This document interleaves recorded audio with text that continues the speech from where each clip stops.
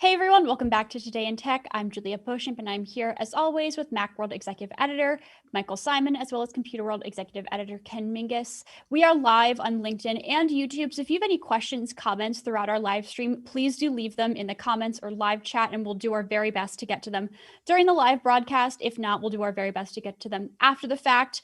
So today we're diving into iPhone 13 rumors. We're still months and months away from having a physical iPhone 13 in our hands, but the rumor mill, has started to circulate. So Ken, Mike, what are some of these rumors? What can we expect out of the iPhone 13, and what's going to make it different and better than the existing 12 Pro, 12 Pro Max that I feel like we just got, but I guess not really.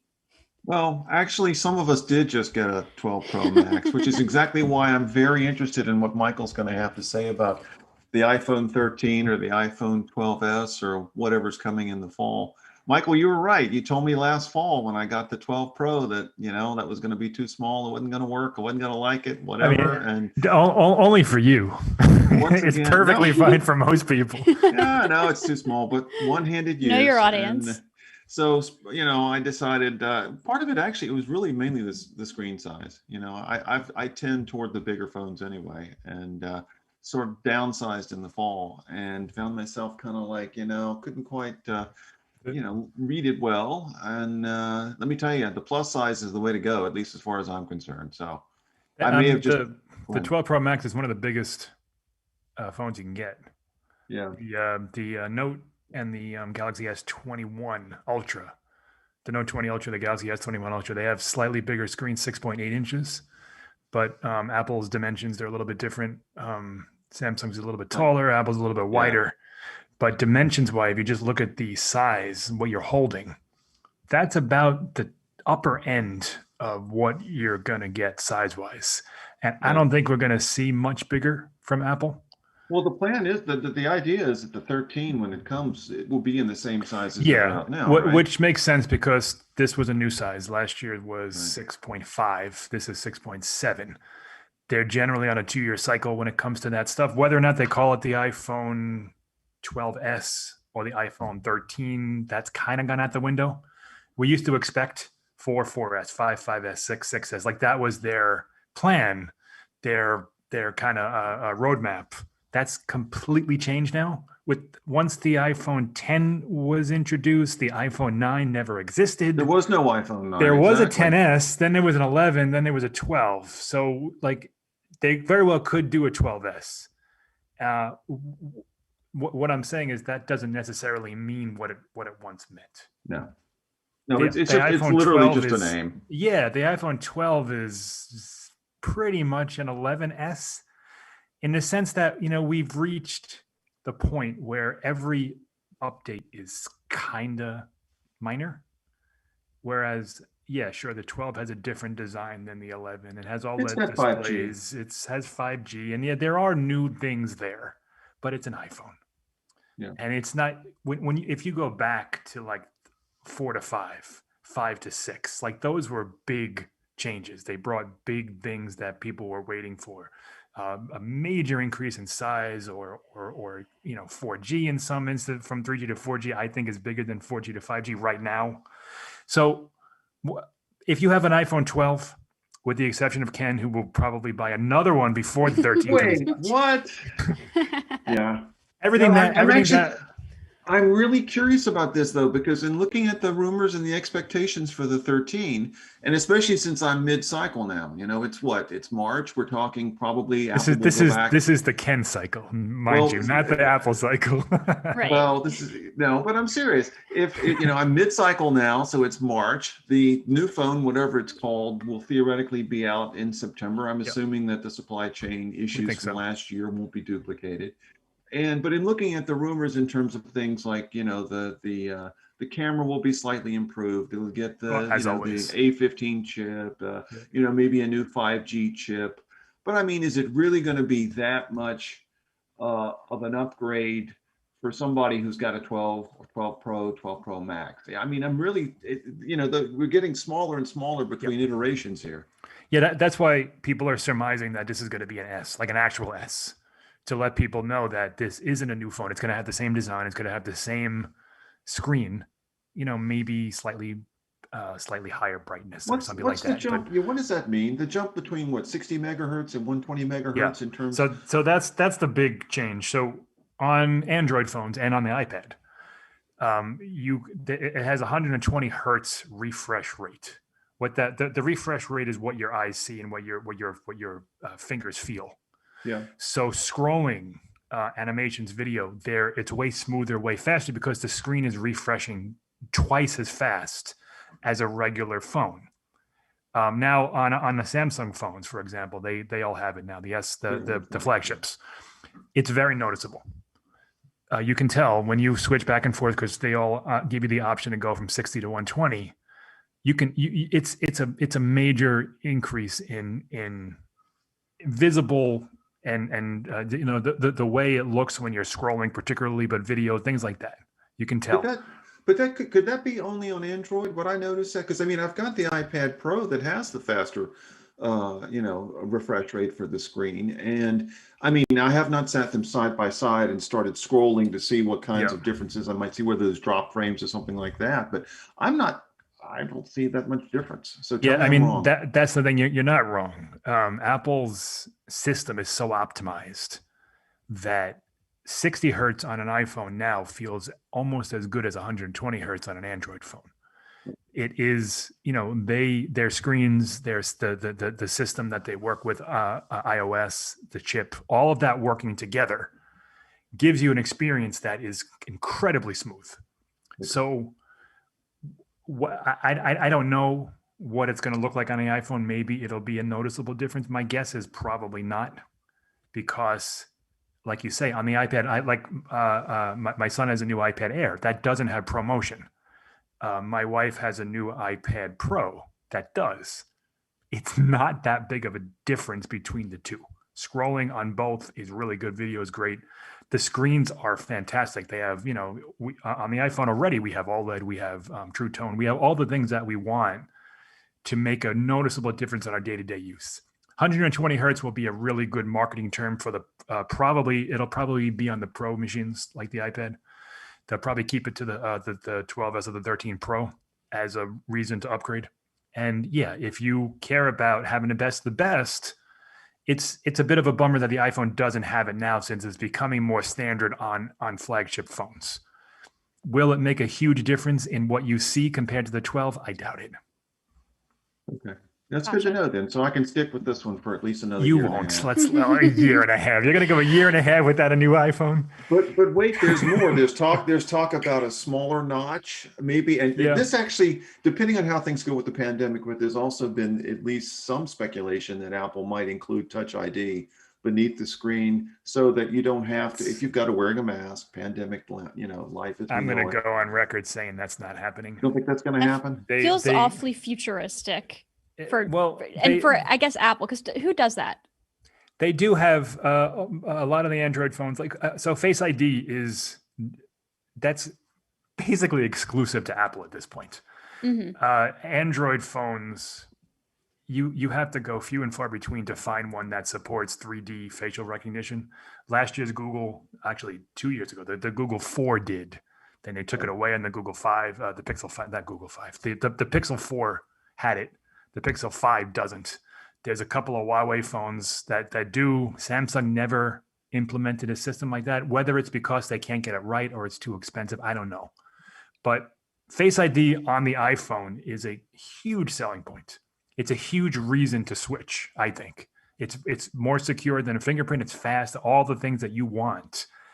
If they were to also have Touch ID, you would have to choose.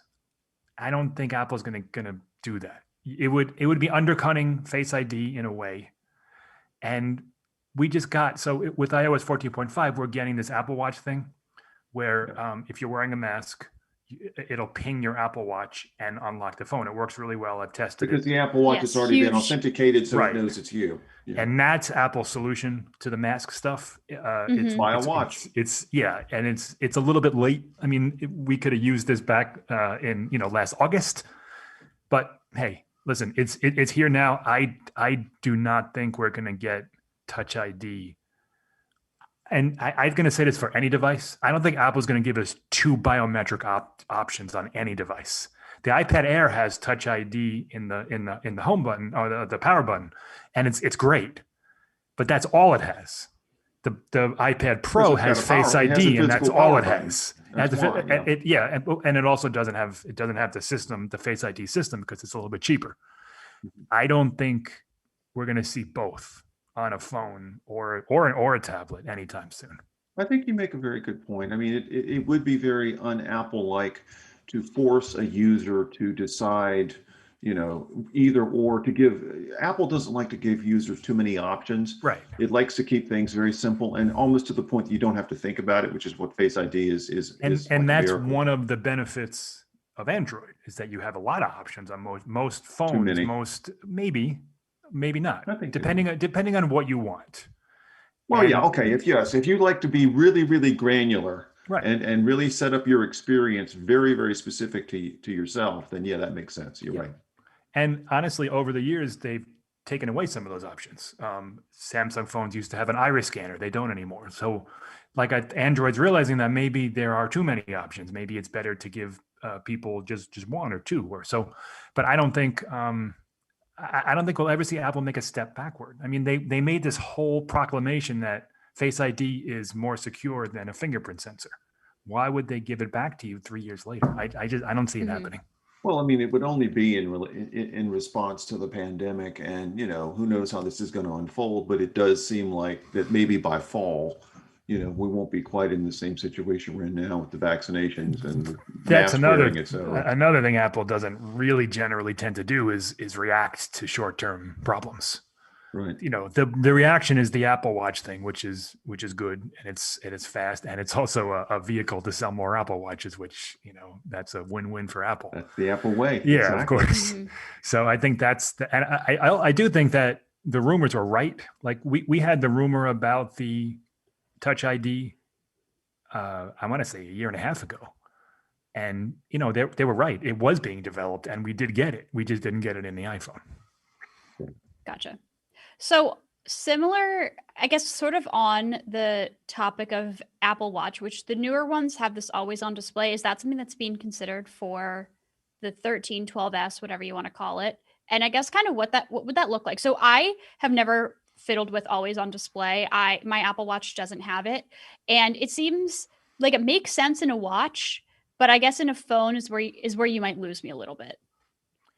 That's another Android feature. It's been on Android phones forever. Okay. I love it. So what it is it's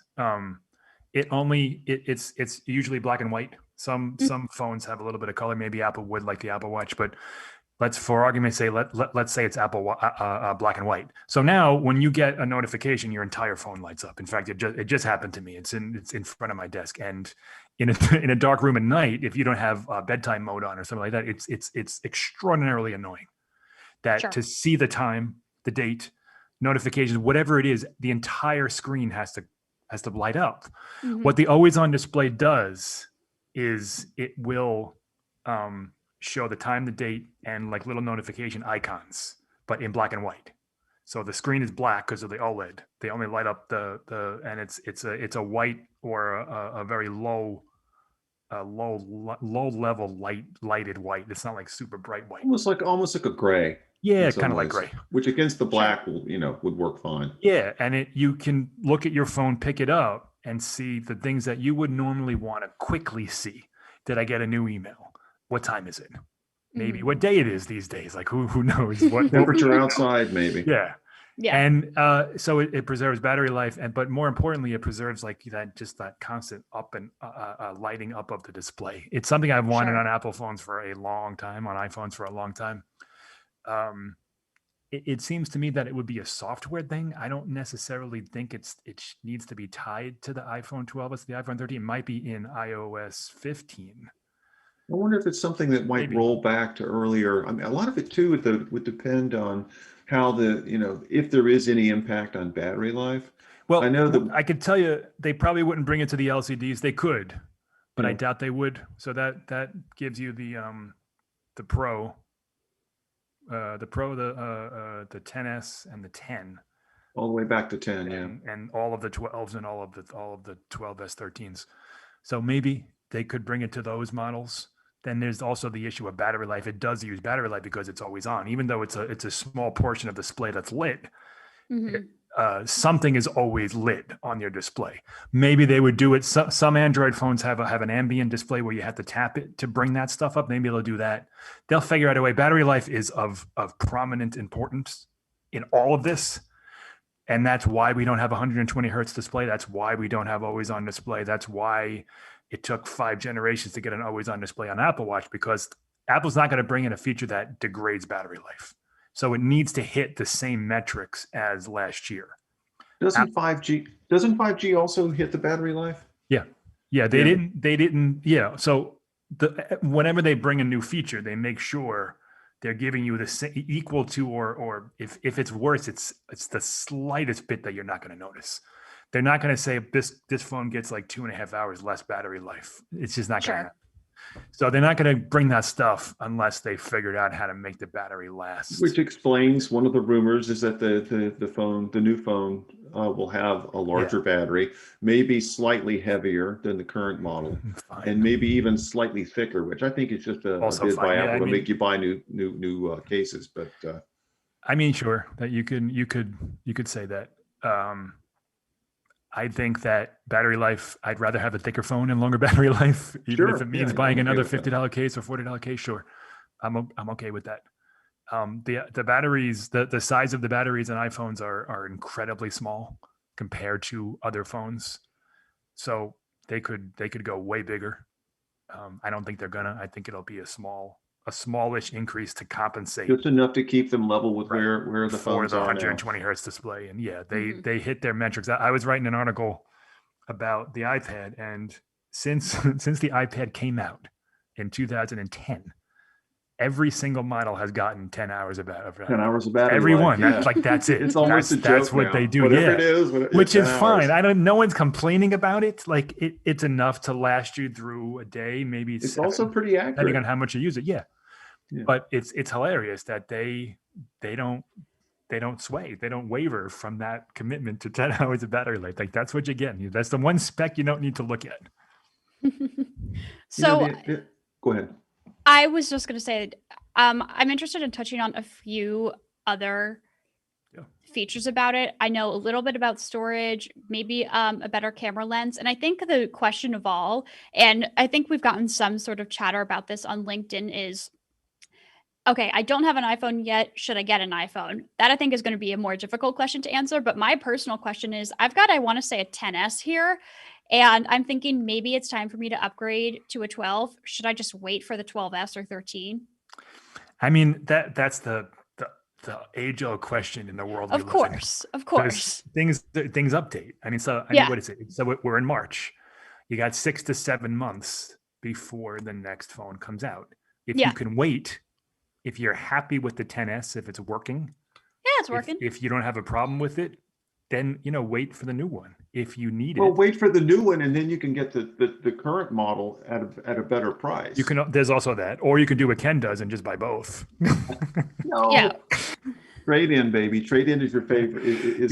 That's the other thing. Apple has the iPhone upgrade program, which it gives you a 0 interest loan over the course of 2 years. And the one catch is you have to include Apple Care in that. So that adds $129 to the cost of the phone. But they spread it out over 2 years. And it depending on what model you get, it'll cost you between $30 and $50 a month. And after 12 payments, you can upgrade to the new model. So if you upgrade in September, you pay 12 payments, so you're paying half the phone. And then you can upgrade to the new one and start that process all over again. You're basically paying for an iPhone for the rest of your life. It's like leasing a car. Right. You have constant it's like leasing a car payments. So you're trading it in for half the value after a year, and they're giving you a brand new one and saying, "All right, now pay us for this one." Yeah. Sure. I don't think we answered your question, did we, Juliet? Should you? I mean, the answer is. I mean, the iPhone 12 is a fantastic phone. The iPhone 12 Pro is probably the best phone, 12 Pro, 12 Pro Max. Yeah. Depending on what size you want. They're both fantastic. but we're halfway through the cycle. So Yeah. it's a matter of, if you can make it through, you might as well hang on for another 6 months. You've had it for 2 years or 2.5 years. Yeah, I've had it for like Yeah. two years and some change. Right. So if you can hang on for a little longer, sure, why not? Yeah, I think two things that I do want to touch on that I think could, I don't know, maybe sway people to wait, is the issue of storage and better camera. Because it feels like, what else can possibly change between iPhones now, besides you get more storage and you get a better camera? So can we talk a bit about that? Well, I guess nothing's going to be confirmed true yet, but the rumor about a terabyte of storage, that seems crazy. Yeah, in the pro models. Right, in the Pro. I'm honestly a little surprised they don't have this option already. It'll be $300 or so extra, but also Android phones, they all offer this at the top tier. So it's only for those people who store ridiculous amounts of videos and photos and music. If they're doing a lot of the photography with Apple Pro Raw, is that what it's called? Yeah. Which those files are huge. So if you're a professional photographer doing something like that, then a terabyte, makes perfect sense. But yeah. I mean, most people don't need that much storage. There's tons of online options, including iCloud, that are relatively inexpensive for a couple dollars a month. That will be fine for your purposes. But yeah, as Ken says, if you're taking 8K video and taking a bunch of photos and filling up your phone every day with stuff, you more internal storage. And Apple doesn't offer an SD card slot. So what you get is what you get. You're stuck with the storage that you get. So that it's enticing. And what it also does is it makes those Pro phones a little bit more pro. 512 is nice. A terabyte is whoa. Because I'm thinking a terabyte, as a consumer, as someone who's used to dealing with like memory and storage in terabytes normally just on the job, I'm thinking a terabyte for your everyday consumer, that seems crazy to me. But you make a great point that there's obviously going to be pros who are using this phone that want the terabyte. If you're shooting 8K video, I mean, we shoot 4K here and I know how much storage that takes up. So if you're going to be doing 8K, you're going to want a terabyte. And if, most people don't need that level of storage on their MacBook, let alone their phone. Totally. So it's a very niche audience, but people will want it and people will buy it. And I think that one, I believe, record, this is only a 256. It's only 256. Only 256. I've never only 256. I'm only You're realistic. Full. I don't go that far.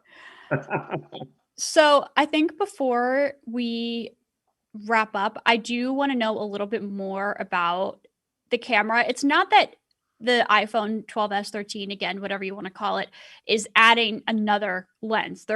Is it going to be an upgraded lens, like a newly improved lens? Because you've already got 3. Yeah. Right. The rumor is it wouldn't be a fourth. Okay. What the rumors are saying, but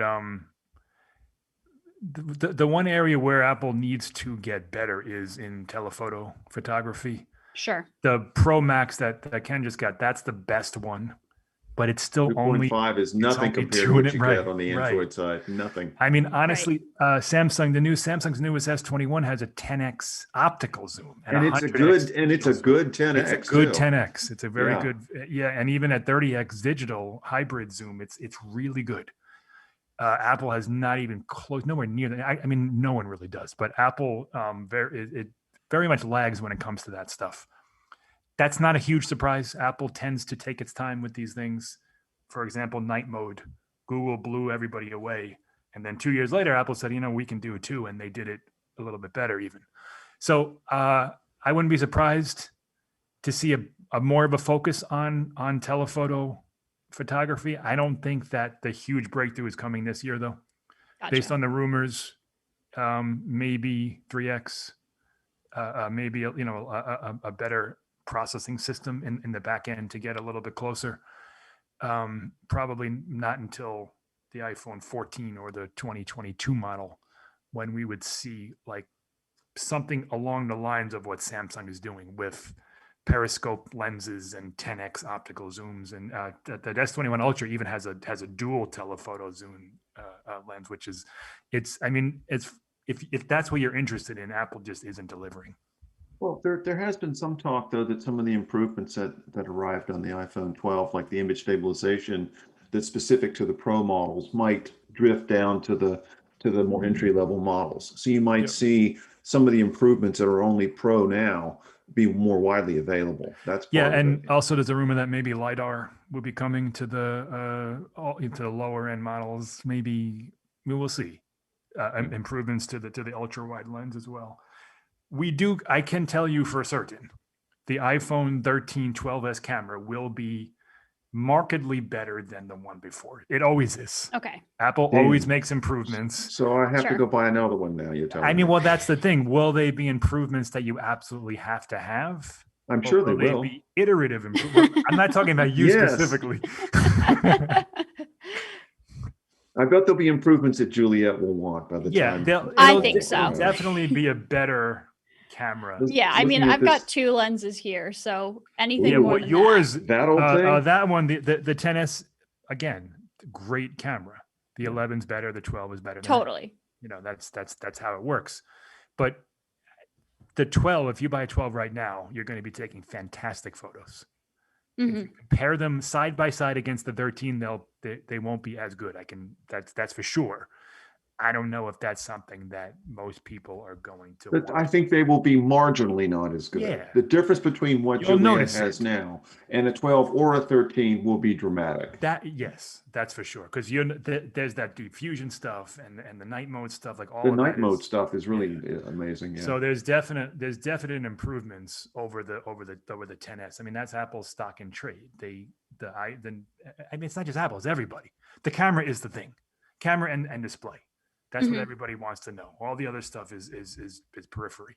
Better camera, better display. And I think one more thing, but before we go though, in terms of talking about the 5G and the next Qualcomm chip, one of the things I've seen is that it would more seamlessly travel between the different kinds of 5G. That it would blend them, and maybe it'll probably use the X60 modem, which is the X55 is what they're using now. That's what they have now. The X60 is a little bit smaller, a little bit more efficient. I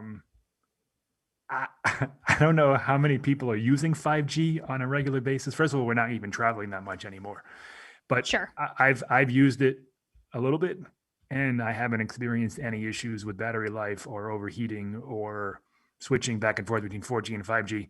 So yeah, it'll probably get better. I don't think it's anything that anyone's going to really notice. It'll be until Apple does its own 5G. What it could do is enable Apple to make the battery a little bit bigger, or some components a little bit, because it's a little bit smaller. The modem. Fair enough. All right. Well, thank you guys so much for calling in and joining. Very exciting. I'm sure that this will not be the last that we hear about the iPhone 13. And if I come to some dramatic epiphany as to whether or not I want to upgrade now or wait, I'll definitely let everyone know. Let us know. Definitely. So thank you both so much for calling in and joining. And thank you all so much for watching this episode of Today in Tech. If you liked this video, be sure to give it a thumbs up. And if you're watching on LinkedIn, head over to our YouTube channel, IDG Tech Talk. You can like the video over there and subscribe. If you're over on YouTube, you can hit the bell icon in the corner so you're notified every single time we post a new video. If you're watching this after we've gone live and you have any questions or comments about the iPhone 13, be sure to leave them in the comments below and I'll get back to you. If I don't know the answer, I'll get back to you on Mike or Ken's behalf. Thanks again.